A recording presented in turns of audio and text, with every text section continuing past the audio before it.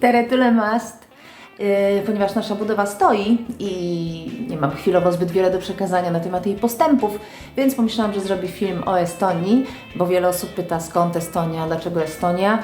Wiedza na temat Estonii w Polsce jest żadna, mówiąc wprost. Wszyscy uczymy się jednym ciągiem w szkole o krajach nadbałtyckich: Litwa, Łotwa, Estonia i jakby na tym koniec. A jest to kraj, któremu stosunkowo blisko do nas, nie tylko geograficznie, ale i historycznie, kulturowo, na pewno bardziej niż Wam się wydaje.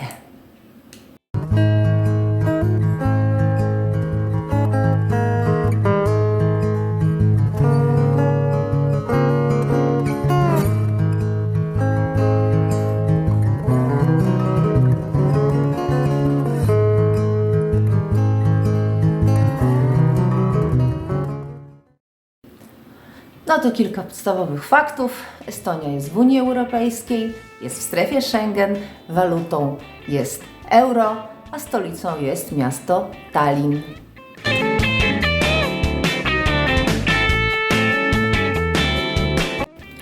Ludność Estonii jest dość jednolita, czyli biała. Blondyni, niebieskie oczy i to jest taki standardowy wygląd Estończyka, trochę rudych. 26% ludności stanowią Rosjanie i to są oczywiście pozostałości jeszcze po ZSRR. Na przestrzeni lat Estonia przechodziła z rąk szwedzkich w rosyjskie, znowu w szwedzkie, ale Szwedów jest tam stosunkowo niewielu. Za to 1% stanowią Finowie. Przyjeżdżają tam bardzo często na wakacje czy na urlop. Częściej przyjeżdżali, zanim Estonia weszła do strefy euro, bo było tam dla nich po prostu bardzo tanio, a język estoński i fiński jest bardzo podobny.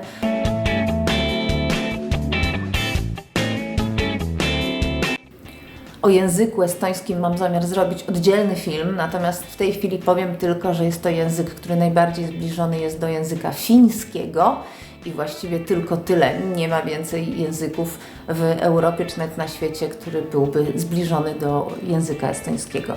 Także język jest unikatowy, nie da się ukryć, że przez to bardzo trudny do nauczenia. No i oczywiście drugim językiem w Estonii w związku z wskazaną mniejszością rosyjską jest język rosyjski. Aha, i zapomniałam, 2% ludności w Estonii mówi w języku woro. I jest to język części ludności zamieszkującej południowo-wschodnią część Estonii. Jak łatwo się domyślić, tradycyjny, wielopokoleniowy, ale już zanikający język.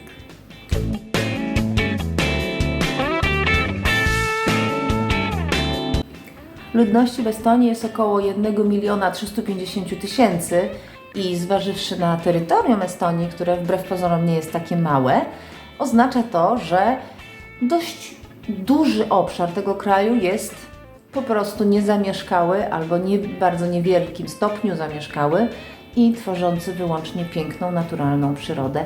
Głównie są to lasy, to jest podstawa natury w Estonii.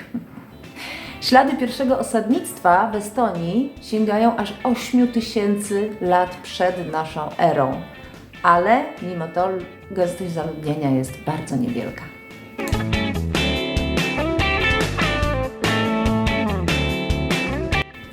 Siedemdziesiąt 70% Estończyków wskazuje na siebie jako na osoby bezwyznaniowe.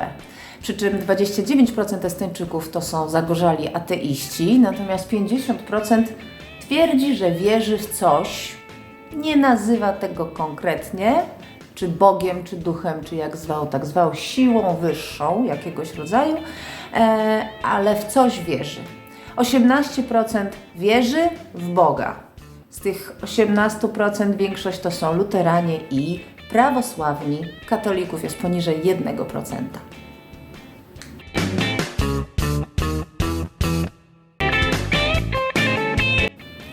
Premierem w Estonii obecnie jest pani Kaja Kallas, reprezentująca partię Reform, czyli centralno-lewicową, liberalną partię, bardzo prounijną i bardzo ceniącą rozwój i reformy w kraju.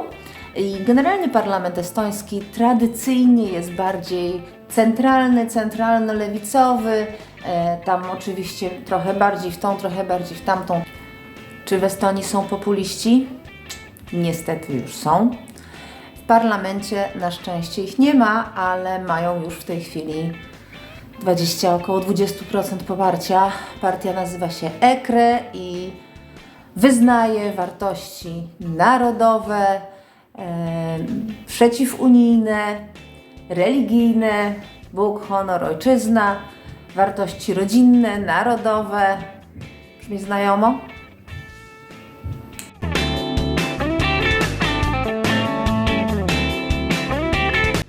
No i najważniejsze, informatyzacja kraju.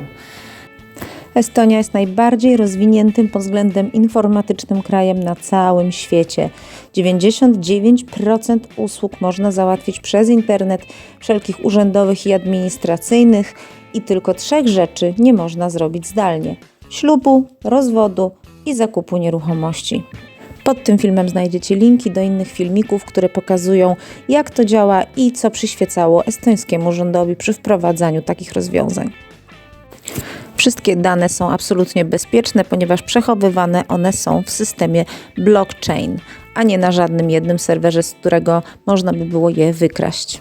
Urzędy wszystkie są też ze sobą połączone w sieci, w związku z tym jeśli umieścimy swoje dane w jednym z urzędów, to inny urząd nie będzie już ich od nas wymagał po raz drugi. Tak samo z dokumentami elektronicznymi.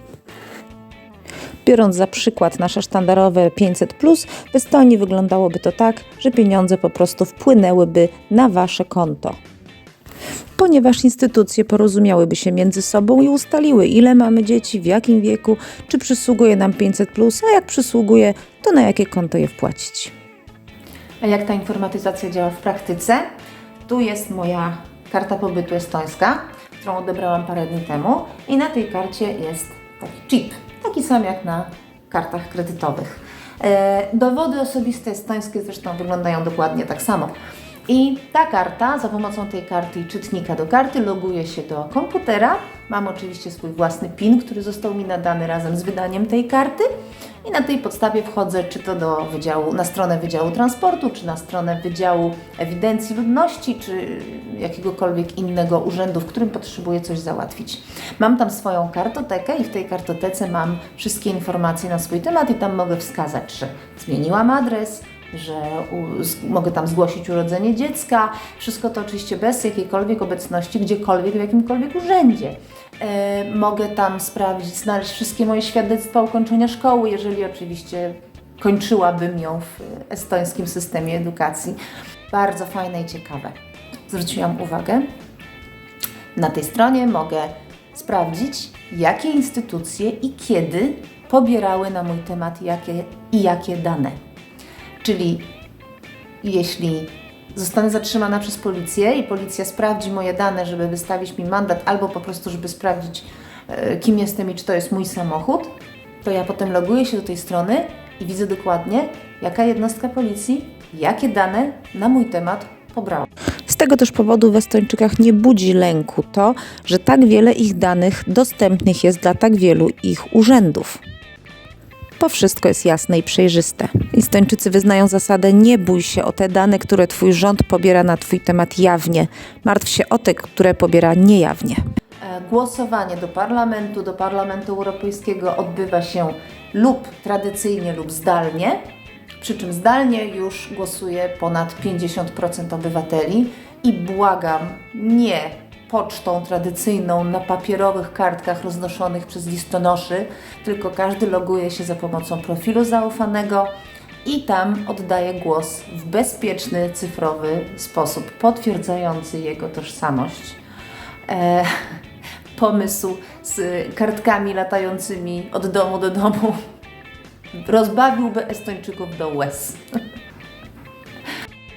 A jeśli chcecie dowiedzieć się więcej o tym ciekawym kraju, to zapraszamy na nasz profil na Instagramie i na Facebooku i możecie też zasubskrybować nasz kanał tutaj.